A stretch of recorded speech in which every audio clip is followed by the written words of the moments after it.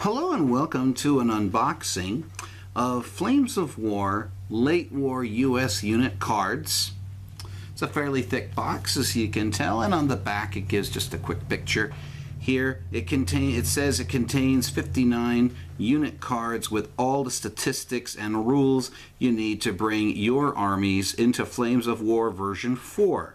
And it's been about a year since version 4 has come out.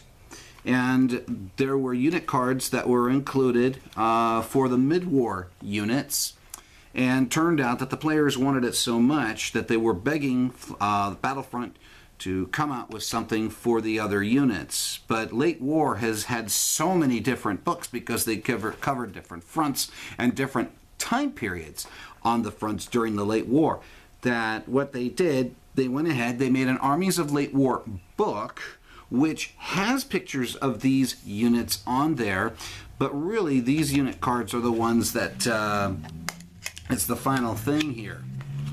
So with that, I'm going to take a look, and as you can see here, it's nice and shrink wrapped. So we'll take a moment here to undo it. And by the by, my question would be, these are generic forces in terms of version 4 Late War. It's going to be a little bit of time before the Late War comes into place. The Americans, the British, the Russians, and naturally the Germans. I have to point out that on here you don't, for the Americans, you have a force organization chart, formations that you can take. So essentially a Sherman, armored infantry, tank destroyer, and the rifle company. And then on the back it'll talk about the support units that you can take in addition for that. So let's just take a quick look. I can't show you the details of this, but just showing you what is in it.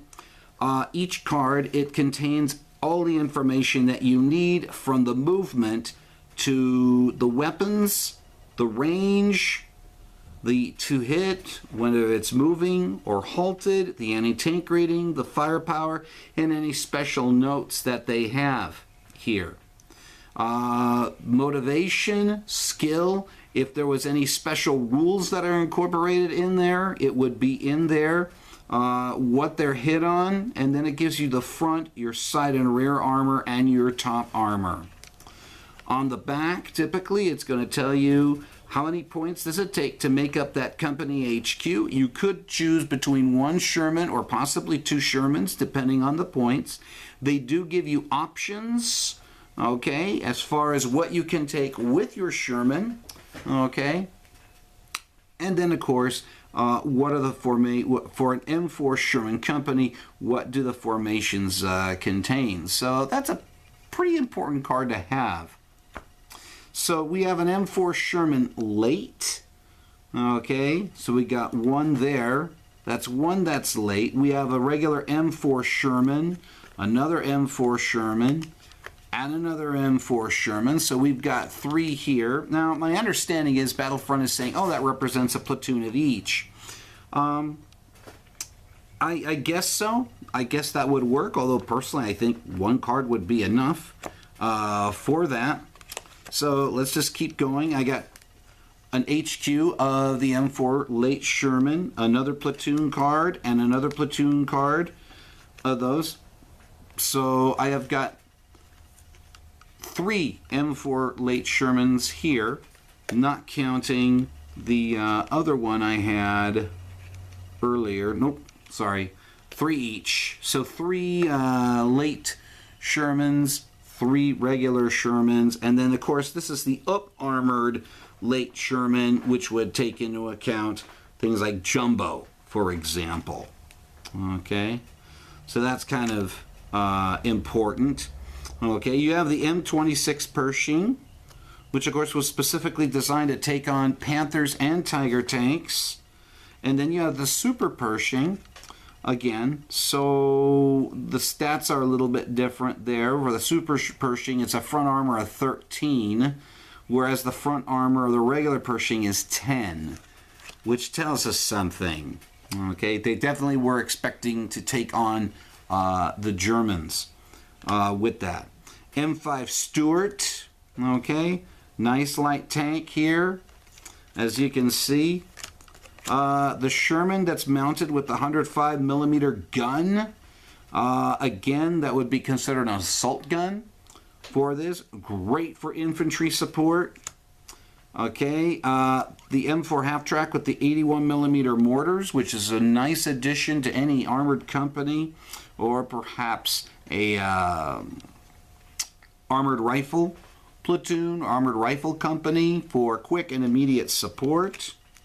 Armored Rifle Company HQ, again, and you've got 1, 2, 3 armored rifle platoons as a result of that. And again, everything is there. You don't even need to buy the Armies of Late War book if you didn't want to. But if you're starting out for Version War, Flames of War, and you are not particularly impressed about the mid-war desert scene, which is what they have been concentrating on, that's going to change in the future, certainly, and you wanted to get into late war, this is your entry point. This works.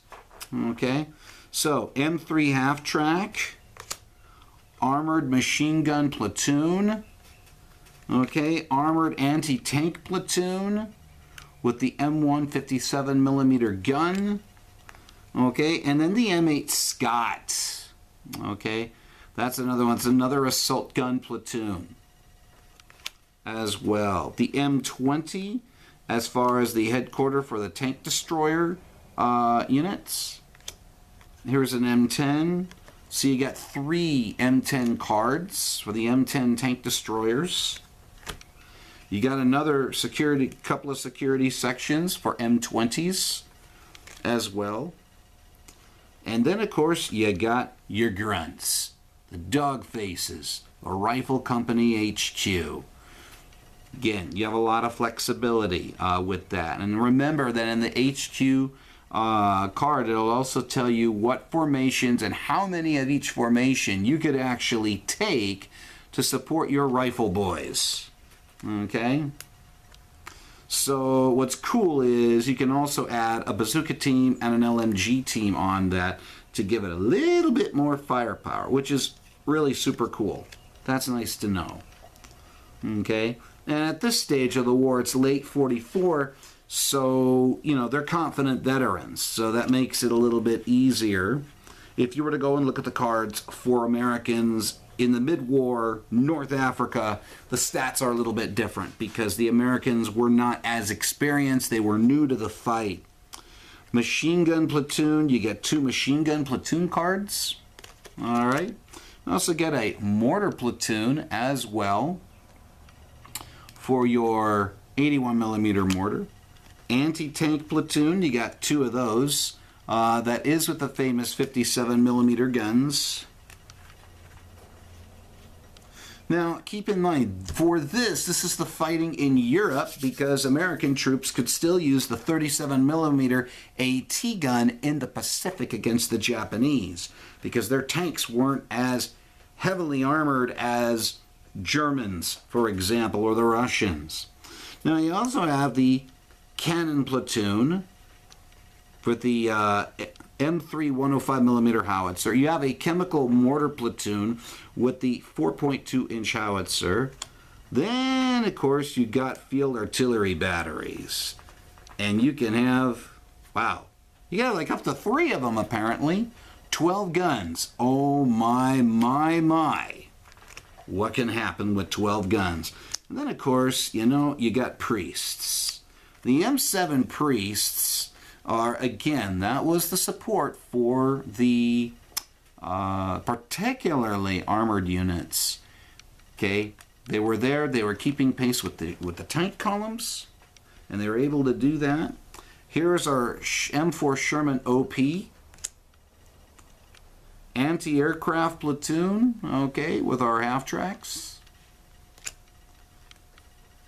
M8 Cavalry Recon, okay. I believe they refer to them also as the Greyhound. Jeeps. You know, the American Army without Jeeps is like a German Army without Tiger tanks. It's just part of it. It's part of it. Okay? P-47 Thunderbolt. Yeah. Nothing like air support. Awesome. 150 points of... Ooh, wow. Infantry Observer. Okay. Useful. Again, this is a huge change from version 3 of Flames of War to version 4. Now, essentially, you only get one observer for your army. So if you have multiple batteries and you have one observer, well, guess what? I guess you can range in all the batteries on that one spot. That would cause a lot of pain. Okay, and then here we have the Jacksons.